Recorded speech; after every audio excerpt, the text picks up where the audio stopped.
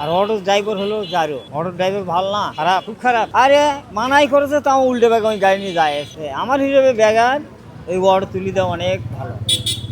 পাও গাড়ি থাকলেই 10 টাকা ইনকাম বেশি হবে। সরকার চাচ্ছে তারা অটো রিক্সা কিছুটা কমাবে, আপনার মতামত কি? কিছুটা নয়, কমালি সম্পূর্ণ। পাও রিক্সা চলুক, পাও রিক্সাই ভালো।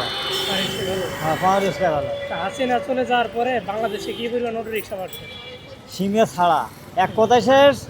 এর কোনো বলার কোনো ভাষাই নাই। যার সময় 10টা আসলো তারা মানছে 25টে, যার সময় 25 এসলো তারা মানছে 50টে।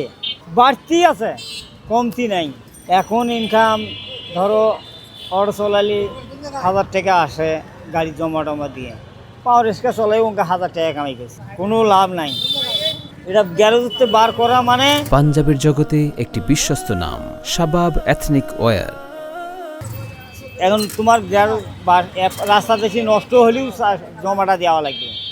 আর পাওয়ার রিক্সার 100-150 টাকা জমা, ওটা কোনো ব্যাপার হয় না। কত টাকা জমা দিতে হয়? 400। 400 টাকা জমা দিতে হয়।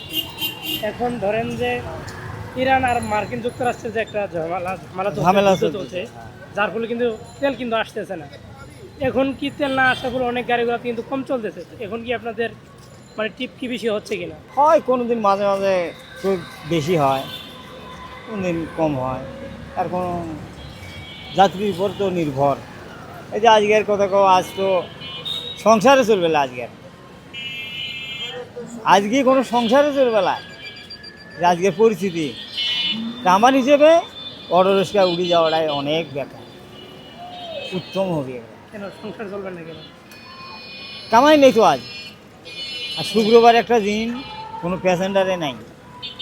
প্যাসেঞ্জার নেই। না, শুক্রবার তো অনেকে ঘোরাঘুরি করে, ঘোরাঘুরি করে মহল্লায় বেশি টিপ হয়, মহল্লা বাইরে হয় না। মহল্লায় কামাই হয়। তো এখন আমার মন্তব্য হলো অটো রিক্সা থাকলে রাস্তাঘাটে পুলিশের ঝামেলা হচ্ছে, এই কতই সহ্য করে।